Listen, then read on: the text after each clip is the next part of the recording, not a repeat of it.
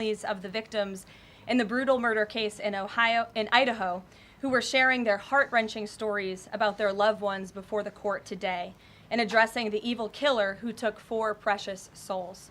We are so sorry for the grief and the pain you have experienced at the hands of such a vicious and evil killer. Our nation grieves with you, and we will never forget the precious souls who were lost in this horrific act of evil. If it were up to the president, he would have forced this monster to publicly explain why he chose to steal these innocent souls. May God bless and watch over everyone affected by this unimaginable tragedy, especially the parents who lost their children. Let me begin with a few scheduling items off the top.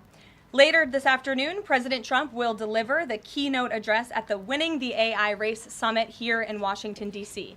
President Trump believes it is non-negotiable that the United States wins the AI race, which is why today, President Trump will announce a bold and comprehensive AI action plan to sustain and enhance America's global AI dominance. Under President Trump's leadership, our country will lead the world in AI to secure a brighter future for all Americans, massively grow our economy, and protect our national security. The president will also sign 3 executive orders at the event this afternoon. On Friday morning, President Trump will travel to Scotland for a working visit that will include a bilateral meeting with Prime Minister Starmer to refine the historic U.S.-UK trade deal. On the topic of trade, yesterday, President Trump accomplished something no other president has ever achieved. The president secured and announced 3 major trade deals with the Philippines, Indonesia, and Japan, all in one day. President Trump is finally putting a stop to our country getting ripped off. As a result of the president's successful negotiating tactics, many foreign markets are now being opened to American industries for the very first time, and harmful trade barriers are being broken down. Thanks to President Trump, these countries around the world are agreeing to open their markets to American-made products and goods for the first time, which will lead to a boom in sales and profits for American businesses right here at home.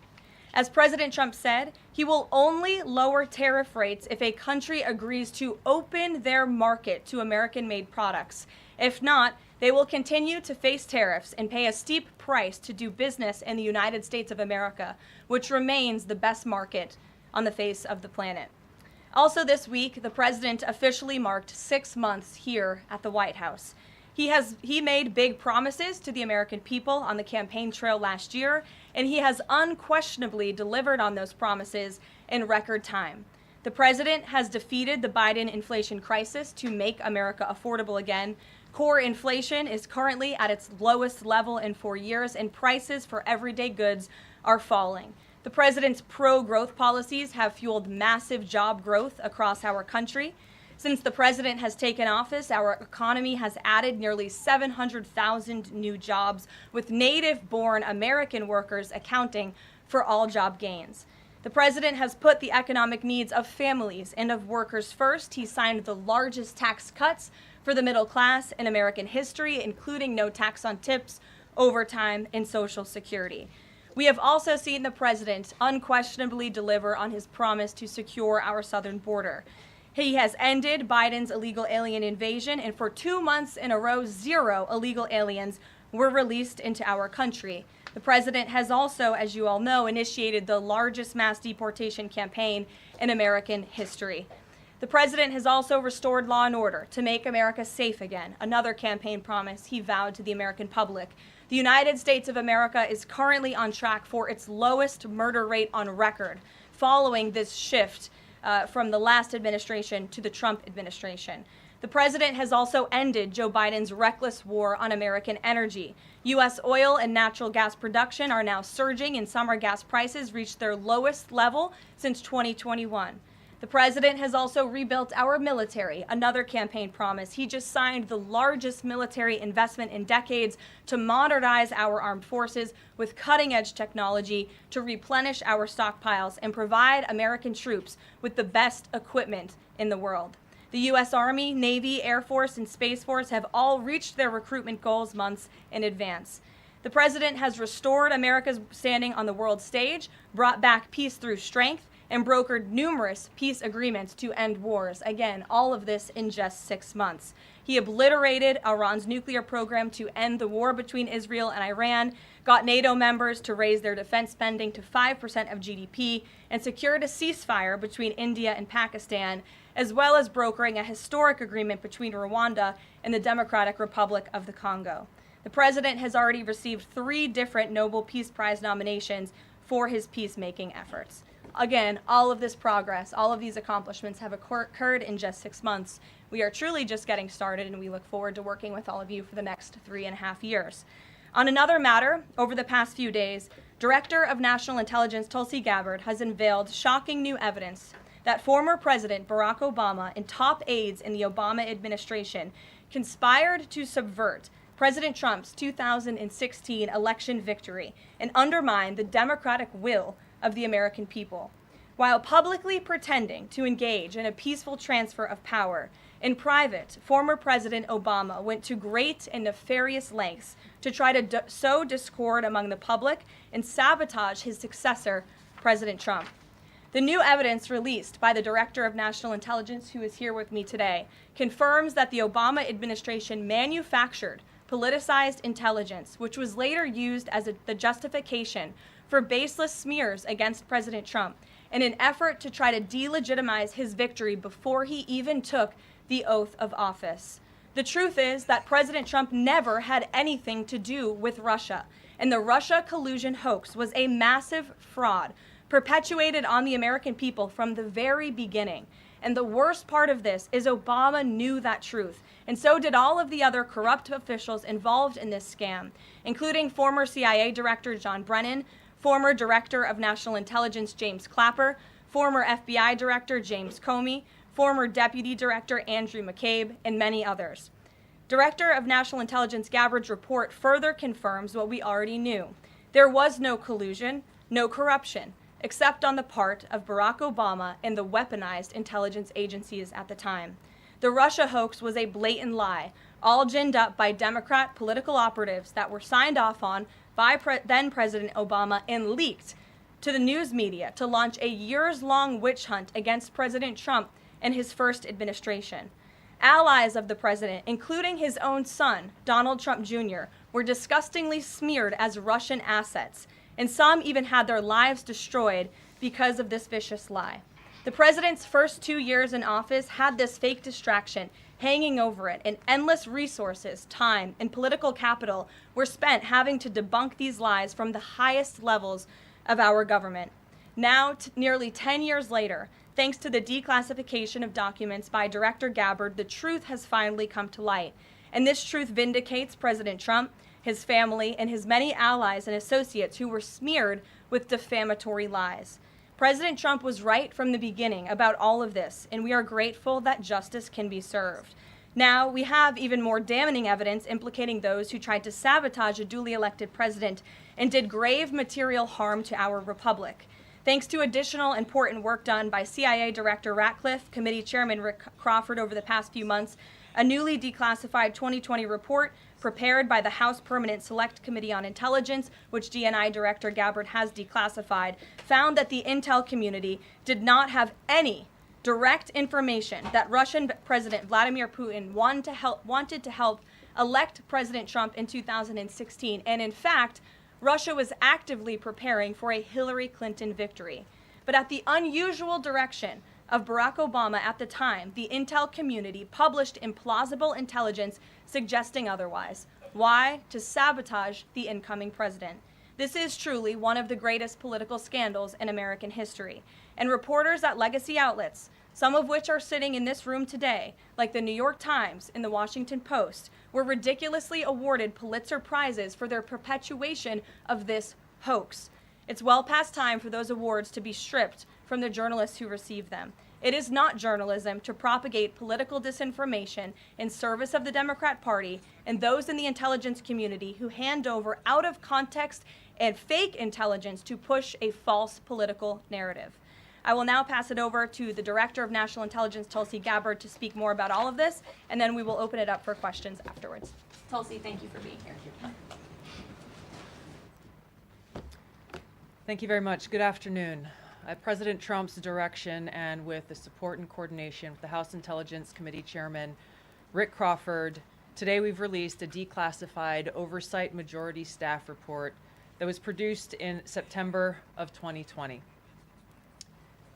The stunning revelations that we are releasing today should be of concern to every American. This is not about Democrats or Republicans. This has to do with the integrity of our democratic republic and American voters having faith that the votes cast will count. There is irrefutable evidence that detail how President Obama and his national security team directed the creation of an intelligence community assessment that they knew was false.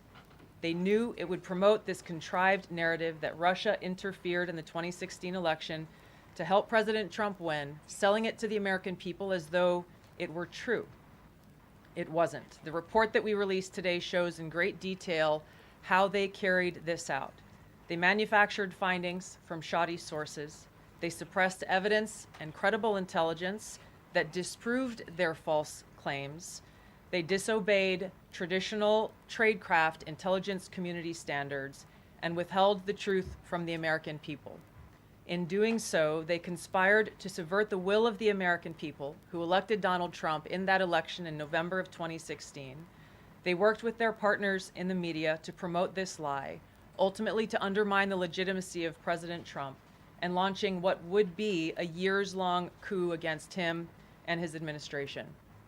We're here today because the American people deserve the truth, they deserve accountability, and they deserve justice. The records that we released on Friday that were ODNI records, Senator Chuck Grassley's release on Monday of what is known as the Clinton Annex, which was an appendix to the Department of Justice Office of Inspector General's 2018 report, as well as the House Intelligence Committee's majority oversight report that we're releasing today, all come back to and confirm the same report. There was a gross politicization and manipulation of intelligence by the Obama administration intended to delegitimize President Trump even before he was inaugurated, ultimately usurping the will of the American people. I'm going to go over the key findings from the House Intelligence report, which investigated the claims that were made by an intelligence community assessment ordered by President Obama and published in January of 2017. First, Putin's principal interests relating to the 2016 election were to undermine faith in the U.S. democratic process, not show any preference of a certain candidate. In fact, this report shows Putin held back from leaking compromising material on Hillary Clinton prior to the election, instead planning to release it after the election to weaken what Moscow viewed as an inevitable Clinton presidency.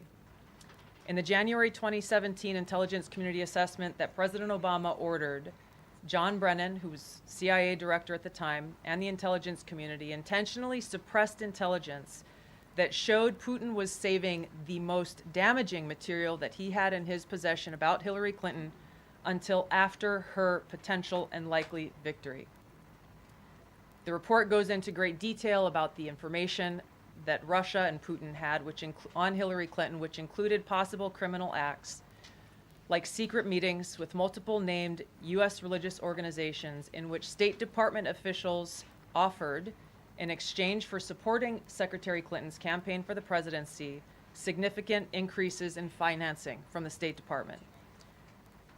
They also had documents that showed the patronage of the State Department to State Department employees who would go and support Hillary Clinton's presidential campaign. There were high-level DNC emails that detailed evidence of Hillary's, quote, psycho-emotional problems, uncontrolled fits of anger, aggression, and cheerfulness, and that then Secretary Clinton was allegedly on a daily regimen of heavy tranquilizers. Then CIA Director Brennan and the intelligence community mischaracterized intelligence and relied on dubious substandard sources to create a contrived false narrative that Putin developed a quote-unquote clear preference for Trump. Brennan and the IC misled lawmakers by referencing the debunked Steele dossier to assess quote-unquote Russia's plans and intentions, falsely suggesting that this dossier had intelligence value when he knew that it was discredited. The intelligence community excluded significant intelligence and ignored or selectively quoted reliable intelligence that contradicted the intelligence community assessment's key findings on Putin's alleged support for Trump. Including this intelligence reporting would have exposed the ICA's claim as implausible, if not ridiculous. The intelligence community assessment omitted reliably sourced information, such as how some Russian intelligence officials were quote-unquote planning for candidate Hillary Clinton's victory, while others assessed neither Trump nor Clinton would respect Russia's interests. As was reflected in the ODNI documents that we released on Friday, multiple intelligence community assessments released in the months leading up to the November 2016 election concluded that Russia had neither the intent nor capability to impact the outcome of the U.S. election. On December 5th of 2016, the FBI and ODNI gave the House Intelligence Committee its first post-election classified briefing, in which there was no mention of Putin aspiring to elect Trump by either agency. The Presidential Daily Brief, drafted on December 8th of 2016, stated that no Russian or criminal actors impacted vote counts. This document was pulled just hours before it was to be published due to quote-unquote new guidance. If it had been published, it would have been briefed to both President Obama and President-elect Donald Trump. On December 9th, 2016, a National Security Council meeting was called to gather President Obama's senior national security officials, which included CIA Director Brennan, then Obama DNI James Clapper, Susan Rice, and others. Following that secret meeting, DNI Clapper's assistant sent an email to the intelligence community with the subject line, POTUS tasking on Russia election meddling, tasking ODNI leaders to create a new assessment per the president's request. The House Intelligence Committee Oversight Report that we released today reveals that, quote, unlike routine intelligence community analysis, the intelligence community assessment was a high-profile product ordered by the president, President Obama. It directed senior intelligence community agency heads and created an intelligence community assessment limited to just 5 analysts, using one principal drafter. This is not something that occurs in the normal path of producing an intelligence community assessment that reflects the views across the intelligence community. The production of this intelligence community assessment was subject to unusual directives directly from the president and senior political appointees, especially the former director of the CIA, John Brennan. The House Intelligence Committee Oversight Report also shows how later that same day, on December 9th, Brennan ordered the publication of quote-unquote substandard reporting on Russian activities, which had previously been withheld from publication of prior assessments because the information was judged, quote, to have not met long-standing publication standards. Some of the information later used in the Obama-ordered assessment over the objections of veteran CIA officers was, quote-unquote, unclear or from unknown sources. The Intelligence Committee's Oversight Report reveals that CIA Director Brennan overruled senior CIA officers who challenged the Obama-ordered intelligence assessment, stating, quote, we don't have direct information that Putin wanted to get Trump elected. Yet, the Obama-directed assessment was published on January 6, 2017, which explicitly stated, quote, we assess Putin and the Russian government aspired to help President-elect Trump's election chances when possible by discrediting Secretary Clinton and publicly contrasting her unfavorably to him, end of quote. The CIA and FBI, then led by John Brennan and James Comey, expressed high confidence in this judgment, while the NSA expressed moderate confidence. Yet, as the report we released today shows, the ICA, the Intelligence Community Assessment, did not cite any report where Putin indicated helping Trump win was an objective. The opposite is true. With regards to the Steele dossier, we now know that one of the source documents that the Obama administration used in the creation of this intelligence assessment in January of 2017 was none other than the discredited, unverified Steele dossier. The House Intel report states, quote, contradicting public claims by then CIA Director Brennan that the dossier was not in any way incorporated into this intelligence assessment. The dossier was referenced in the intelligence assessment's main body text and further detailed in a 2-page assessment annex. John Brennan lied And he denied using this dossier in this intelligence assessment that President Obama ordered because he knew it was discredited. It was a politically motivated, manufactured document. He directed senior CIA officials to use it anyway. CIA officer told the House Intelligence Committee staff as they investigated this, quote, "The director of the CIA, John Brennan, refused to remove it, and when confronted with the dossier's many flaws, responded, quote, 'Yes, but doesn't it ring true?'" Even the bipartisan Senate Select Committee on Intelligence report published in 2020 criticized the FBI's handling of the Steele dossier, noting its completely unverified nature and purposeful sidestepping of intelligence community procedures in its use. Now, President Obama, Hillary Clinton, John Brennan, James Clapper, James Comey, and others, including their mouthpieces in the media, knowingly lied as they repeated the contrived narrative that was created in this January 2017 intelligence community assessment with high confidence as though it were fact. John Brennan, as CIA director, stated in a memo to his agency staff in December of 2016, saying, quote, "There is strong consensus among us on the scope, nature, and intent of Russian interference in our presidential election." This was reported by NBC News, confirming that Brennan, along with James Clapper and James Comey, agreed with the CIA's assessment that Russia intervened to help Trump win the presidency. As Obama's Director of National Intelligence, James Clapper was tasked with overseeing the creation of this assessment in January of 2017 by President Obama, and he expressed confidence in its findings. In a 2018 interview with the Harvard Gazette, he talked about how he provided Trump with the same classified assessment that President Obama received, which included the high confidence judgment that Putin directly ordered the hacking and election interference. Clapper then went on to add, "I think they, the Russians, actually influenced the outcome." This is a brief summary of the details that you'll find within the House Majority Staff's report in their investigation into the Obama-directed January 2017 Intelligence Community Assessment that leads us to the very same conclusion that we announced in the release of our documents on Friday. The implications of this are far-reaching and have to do with the integrity of our democratic republic.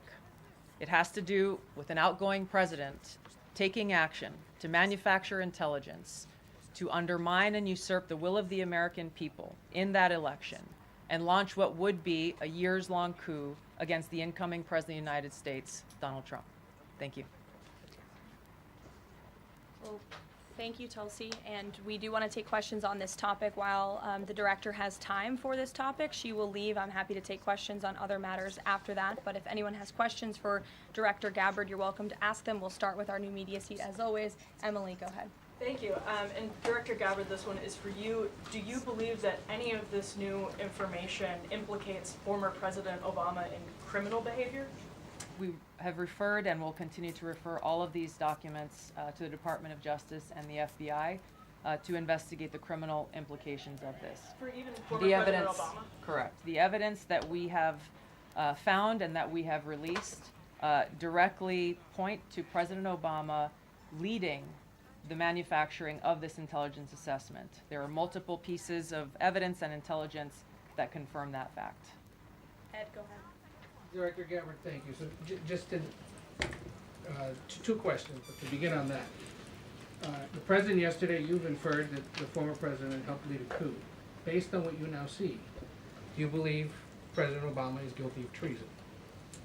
I'm leaving the criminal charges to the Department of Justice. I am not an attorney, but as I've said previously, when you look at the intent behind creating a fake manufactured intelligence document that directly contradicts multiple assessments that were created by the intelligence community, the expressed intent and what followed afterward can only be described as a years-long coup and a treasonous conspiracy against the American people, our republic, and an attempt to undermine President Trump's administration. The Senate Intelligence Committee spent several years looking into this and unanimously agreed in a bipartisan fashion, Secretary of State Rubio was a member of that committee, that there was no political interference. There was a years-long Justice Department investigation into this as well that also concluded no political interference. So help us from a 50,000-foot level, explain, what do you now have that refutes those two Sure. conclusions? I will encourage you, in my role as the Director of National Intelligence, my job, again, as I said when I came into this role, was to make sure that we are telling the truth to the American people and that we are ensuring that the intelligence community is not being politicized. So I'm not asking you to take my word for it. I'm asking you in the media to conduct honest journalism and the American people to see for yourself in the documents that we've released now, close to 200 pages, that point in multiple references, multiple examples, to include comments that have been made by senior intelligence professionals, who are some still working within these agencies today, that confirm the conclusions that we have drawn, that President Obama directed an intelligence community assessment to be created to further this contrived false narrative that ultimately led to a years-long coup to try to undermine President Trump's presidency. And it's your belief John, that go those ahead. two previous investigations missed that or covered it up? I'm telling you to look at the evidence. Look at the evidence, and you will know the truth. John. Thanks, Caroline. Thanks, Director Gabbard. You declassified these documents, if I'm not mistaken, Friday of last week, correct? We released them on Friday of last week, the first tranche, yes. This isn't the first time that President Trump has been president of the United States. He was president from 2017 to 2021. Couldn't the prior DNI under President Trump have declassified these documents? And why didn't that DNI do that at that time? I can't speak to what happened there. There were several DNIs under the first Trump administration. President Trump faced many challenges from those who were working in the government who sought to undermine his presidency. That's been clearly detailed.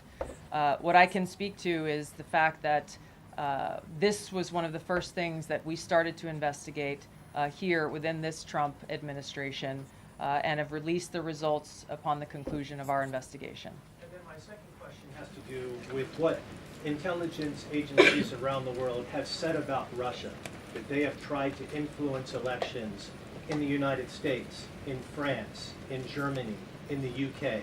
Do you disagree with that? Do you believe that Russia is a bad actor as it relates to trying to influence elections? I'll point back to the intelligence that President Trump has ordered declassified, that we have declassified and released, that the intelligence reflects Russia's motives were to try to sow discord and chaos within the U.S. election, which is a clear distinction from showing a preference for or against a specific candidate, which is what the Obama manufactured intelligence document alleges, that Russia preferred Donald Trump and tried to help Donald Trump get elected. Again, going back to the most important point here, with the intent to undermine the legitimacy of President Trump's election and therefore subvert the will of the American people who chose to send him to the White House. Reagan.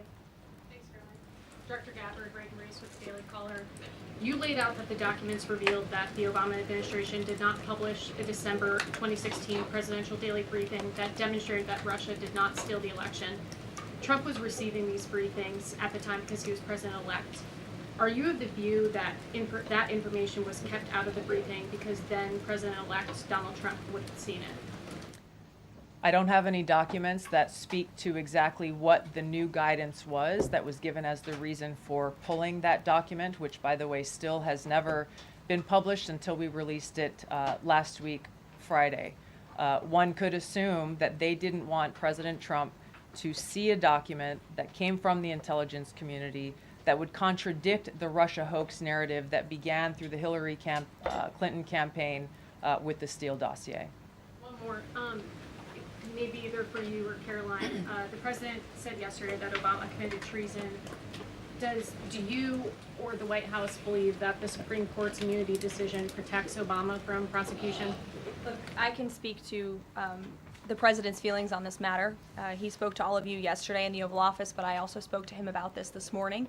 And he wants to see all those who perpetuated this fraud against our country, who betrayed our country and the Constitution, to be thoroughly investigated and held accountable.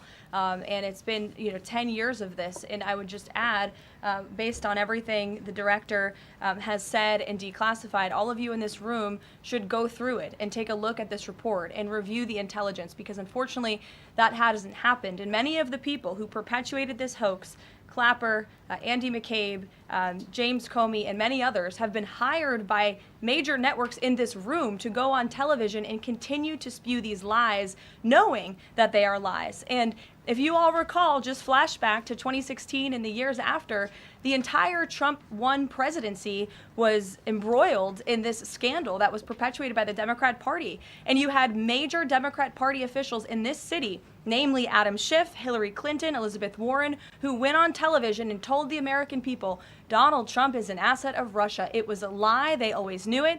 Hillary Clinton herself said that President Trump would be a puppet for Putin. Senator Tim Kaine at the time called President Trump Vladimir Putin's defense lawyer. Adam Schiff stated, and one of the worst things a lawmaker can do is to tell the American people, I know something you don't know, it's just classified and I can't tell you. And that's what he said. I can tell you that the case is more than that. I can't go into the particulars, but there is more than circumstantial evidence now.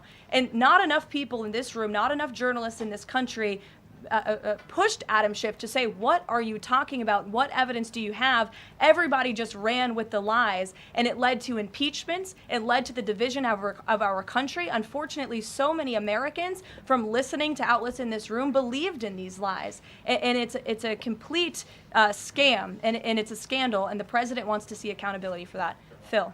Thank you. Question for Director Gabbard.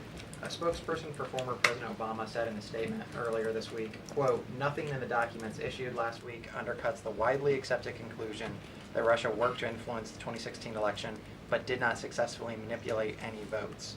How do you respond to critics like former President Obama and also others on the Hill who say that the administration is conflating apples and oranges here, conflating allegations of actual hacking of voter machines and allegations of interference generally? I think it's a disservice to the American people that former President Obama's office and others who are criticizing the transparency that is being delivered by releasing these documents. They are doing a disservice to the American people and trying to deflect away from their culpability in what is a historic scandal and negative action towards the American people and our democratic republic. The answer to that statement can very clearly be found throughout all of the documents that we have released. Again, showing that Russia has took action to try to sow discord in the election, but showed no preference for or against any singular candidate. You've long been an opponent of weaponization in government. How do you respond to criticism that referring Obama administration officials and even potentially the former president is just more weaponization and this is a potential race to the bottom? I think that's a very disrespectful attack on the American people who deserve the truth. They deserve to have faith and trust in the integrity of our democratic republic, which has been undermined by President Obama through his direction of this manufactured fake intelligence document, knowing that it was filled with lies and knowing that it would and could then be used for all of the actions that came after. And I would just add, there needs to be accountability Yes. for that weaponization, Phil, that we've seen. And no one has been a victim of the weaponized government more than President Trump, not just because of this political scandal. You all recall his house was raided. So I think, it's very disingenuous for people to say, how dare they speak of former President Obama about this based on evidence and based on intelligence, when the former president of the United States, Donald Trump's home was raided, when he was forced to sit in a Manhattan courtroom and many other courtrooms across the country for crimes he never committed, when he was impeached and indicted, and the entire country witnessed that. That's the weaponization of justice. Now the president is back because the American people see the truth. Nearly 80 million Americans reelected him back to this office, and he believes that we need to have justice and accountability. And I think the nearly 80 million Americans who reelected him agree with that. Caitlin. Thank you, Caroline. Two questions for Director Gabbard, just on this. Director Gabbard, you referenced the past intelligence reports and assessments on this, including that 2017 one that was signed off, as Ed noted, by every Republican on the Senate Intelligence Community, including the acting chair of the time, now Secretary of State Marco Rubio, who said in a statement that they did not find any evidence of Russian collusion, but they did find, however, is very troubling, and they found irrefutable evidence of Russian meddling. One, are you saying that he's wrong in that statement that he made then? And secondly, what would you say to people who believe that you're only releasing these documents now to improve your standing with the president after he said that your intelligence assessments were wrong? Well, first, I want to correct something that you stated, which was citing the Senate Intelligence Committee's report as being one and the same. I think you said the intelligence community. The Senate Intelligence Committee has a very different function than the Office of the Director of National Intelligence. The evidence and the intelligence that has been declassified and released is irrefutable. I'm going to let Karoline speak to Secretary Rubio. I'll speak to both questions. First, on Secretary Rubio, he put out a statement in 2020 following that Senate Intelligence Committee report, and he said what they found is troubling. We found irrefutable evidence of Russian meddling, which the Director of National Intelligence just confirmed for all of you, that Russia was trying to sow distrust and chaos. But what's the outrage in this that Secretary Rubio did not say at the time, the Democrats were saying at the time, is the fact that the intelligence community was concocting this narrative that the president colluded with the Russians, that the president's son was holding secret meetings with the Russians, all of these lies that were never true. And he also said at that time, we discovered deeply troubling actions taken by the FBI under Comey, particularly their acceptance and willingness to rely on the Steele dossier without verifying its methodology or sourcing. The Steele dossier that many outlets in this room ran as the gospel truth, and it was cooked up and paid for by the Clinton campaign. As for your second question, Caitlin, I think who is saying that she would release this to try to boost her standing with the president? Who has said that? Well, the president has publicly undermined her when it came to Iran. He said she was wrong. He told me that she didn't know what she was talking about. That was on Air Force One on camera. The only people who are suggesting that the Director of National Intelligence would release evidence to try to boost her standing with the president are the people in this room who constantly try to sow distrust and chaos amongst the president's cabinet, and it is not working. I will just answer your question directly. I am with the President of the United States every day. He has the utmost confidence in Director Gabbard. He always has. He continues to, and that is true of his entire cabinet, who is all working as one team to deliver on the promises this president made. Does anyone else have questions for Director Gabbard? And then we'll turn it over to a couple other questions. Christian, go ahead. Yeah, thank you, Director Gabbard. Two follow-ups on questions that have been asked. You mentioned the previous DNIs during the president's first term. One of them reports to you right now, if I'm not mistaken, John Ratcliffe. So have you not spoken to him about why this information was not declassified during the first term? He was in that position for a very short period of time.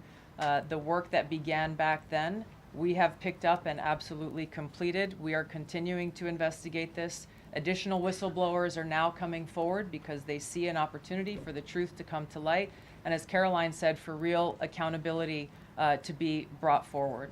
The accountability is the essential part of this. We can show the truth, reveal the truth. The accountability needs to occur to be able to start to restore that trust in the integrity of our democracy. And then just quickly, I know you said you would leave the charging to DOJ, but the statute of limitations on conspiracy is 5 years. So what else could they possibly pursue besides treason? I think that's a great question for Attorney General Pam Bondi. We are providing all of the evidence, all of the intelligence that we have, both redacted and unredacted versions, referring it to the Department of Justice and the FBI. We'll take one more. Charlie, go ahead. How credible was the information about Hillary Clinton's health? The report said that it was from sourced from the DNC. Have you seen that information? Or do you think that maybe Russia was overemphasizing what they had? All I have seen is what the Intelligence Committee have reported through their investigation. I think the underlying point there is that we understand from intelligence what Russia said that they had.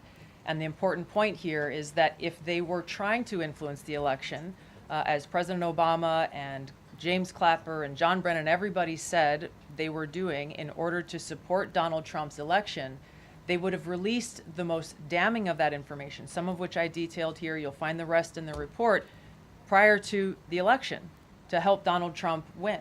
They specifically withheld what they had on her, the most damning information, because they thought that she would win the election. They had plans to release it just prior to her inauguration to, again, sow discord and chaos in America. And if I may, On Jeffrey Epstein, can you rule out that he was connected in some way to any kind of intelligence, either foreign or domestic?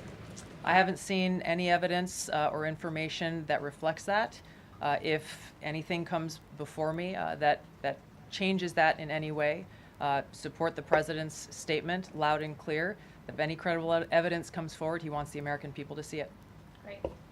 Director Gabbard, we thank you for Thank your you. time today. I know you're a busy woman, Thank so you. we'll let you get out of here, but thank you so much. Okay. I know there's many issues going on today across the world and here at home. If you have any other further questions, I'm happy to take them. Ed, why don't you go ahead? Yeah, thank you, Caroline. So the Japan trade deal, is that Japan trade deal the start of this number of trade deals that the Treasury Secretary says we're going to see by August 1st?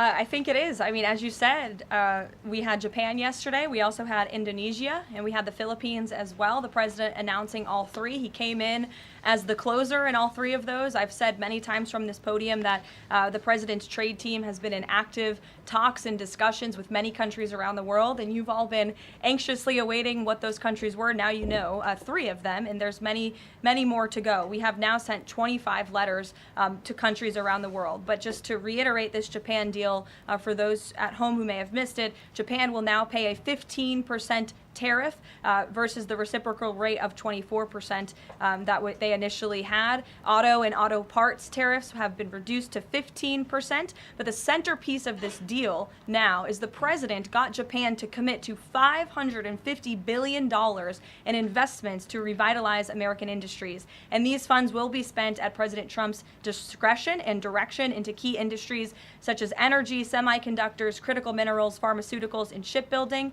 And the U.S. will retain 90% of the profits from any investments made by this $550 billion fund. This was originally a $400 billion investment that President Trump then negotiated to an increase of $150 billion, making it a $550 billion deal for the American people. And I just want to emphasize, Ed, I see you have a follow-up, but it's very important. Japan has agreed to open their markets to many very key sectors in American-made products that have really faced very strict tariff and non-tariff barriers prior. So thanks to the president, Japan's markets will now be open to American-made products and goods. This is big news for our tech companies and our farmers as well. On Monday, the Treasury Secretary is going to Stockholm to talk to the Chinese delegation. What does the president hope to get out of that meeting? Are there deliverables? I won't speak to any deliverables or set expectations. I'll let the Secretary of Treasury do that. But I did speak to him yesterday about his upcoming trip, and he looks forward to continuing discussions with his Chinese counterparts. The president has ensured that we have a good continuing working relationship with China that benefits the United States. And so the Secretary of Treasury will be obviously discussing those key matters, but I'll let him set the expectations. One more, if I may. Sure. Given what the DNI just said and laid out, does President Trump believe that President Obama should go to jail for something? Look, the president believes that this matter needs to be thoroughly investigated, and anyone convicted of crimes should be held accountable in this country. Go ahead. Special Envoy Wickoff is headed overseas again. Good to see you, Olivia. Good to I haven't see seen you since the campaign trail. Yeah, it's good to see you. He's headed back overseas. Can you give us a sense of what the marching orders are to some of the people he'll be meeting with, and specifically as it relates to Gaza and ongoing talks there? Yes, Special Envoy Wickoff is headed to Europe, where he will meet with key leaders from the Middle East to discuss the ongoing ceasefire proposal to end this conflict in Gaza and to release the hostages. These are very sensitive negotiations that are currently taking place. I spoke to Special Envoy Wickoff last night about them. I will let him speak further on the matter, but the President and Special Envoy Wickoff has made the administration's goals clear. We want this ceasefire to happen as soon as possible, and we want these hostages to be released. Go ahead. Caroline, a Florida federal judge has refused to allow the Epstein grand jury materials to be released. Does the president want the administration or Department of Justice to appeal that ruling? That was just breaking as the director and I were coming out here, so I haven't had a chance to talk to the president about it. I understand there are 2 other requests from the Department of Justice that are ongoing, but I'll let this president speak to whether he wants to see an appeal. And the Department of Justice, I'm sure, can give you a statement on that as well. And is he supportive of the effort to talk to Ghislaine Maxwell? I know that Todd Blanchard mentioned that earlier this week. The president spoke to this yesterday, and he said he thinks it's an appropriate idea. Kelly. What is the accountability that you would like like to see if this current president is the one who brought the case to the Supreme Court, and Chief Justice Roberts made clear in his opinion that a sitting president's responsibilities in office cannot lead to prosecution, immunity. So what is it the President Trump wants regarding President Obama, given that fact? And the special counsel at the time, Durham, when that Supreme Court matter was not in effect, could have charged anyone and did not. So on those 2 points, how do you respond? Look, the president has made it clear that he wanted these documents to be declassified. He wanted the American people to see the truth, and now he wants those who perpetuated these lies and this scandal to be held accountable. As for what accountability looks like, as the director said, it's in the Department of Justice's hands, and we trust them to move this ball forward. Well, you would agree Stephanie. President Obama cannot be charged based on that immunity. Again, I'll leave that to the Department of Justice. Stephanie. In light of the Japan deal, are sectoral tariffs now up for negotiation with trading partners? And in a similar note, are these negotiators asking for investment funds, sort of like what Japan had agreed to? As for sectoral tariffs, I understand that the president continues to be in talks with our Secretary of Commerce. We have made commitments on various sectoral tariffs, as you know. The Department of Commerce has initiated studies to then move forward with implementing those sectoral tariffs. So I would defer you to them for further comment. Meredith. I wanted to ask if the White House has any update on the Commerce Department employee who's been detained or banned from exiting China, and if there are any efforts to get him out. I can assure you and the American people that the administration is actively monitoring the situation and engaged, but typically we don't comment on individual cases like this as we are sorting them out. Sure. Yeah. Behind you, Dr. Harper, sorry. Go ahead, to the lady sitting down in the blue, yes. Okay. What's your name? What's your name? My name is Caroline also. Caroline Boda with the Center Square. Great. So Republicans in the Senate today said that they are pulling back on legislation to impose sanctions on Russia after the president said he wants to act unilaterally. Can you elaborate on what the president intends to do? Look, the president has been in very close communication with his friends in the Senate, particularly Senator Lindsey Graham, on this issue. But the president has always maintained, he's the commander-in-chief and the president for a reason, and he has been deeply involved in this conflict since the beginning. And so any decisions that are made with respect to sanctions, the president wants to reserve that authority and that right to himself. Jasmine. Thanks, Caroline. 2 questions for you. The first on AI. Does President Trump support federal agencies contracting with Elon Musk's AI company? I don't think so, no. Okay, so he would want the DOJ to then cancel the contract with Rock. I'll talk to him about it, yes. And my second question, just, obviously the developments with the Epstein case with the judge, but I wonder, has the White House counsel, the DOJ explored any other documents that could be released to the public that don't have to do with that grand jury testimony? To my knowledge, the Department of Justice has moved forward with the request to unseal that grand jury testimony, and as you know, they have also moved forward with interviewing Ms. Maxwell, which I believe will be taking place very soon. Go ahead. Sure. Thanks, Caroline. I have a question about Paul Ingracia, the OSC nominee who faces a Senate committee hearing tomorrow. Tom Tillis said that he wouldn't vote for Ingracia if a vote came to the Senate floor.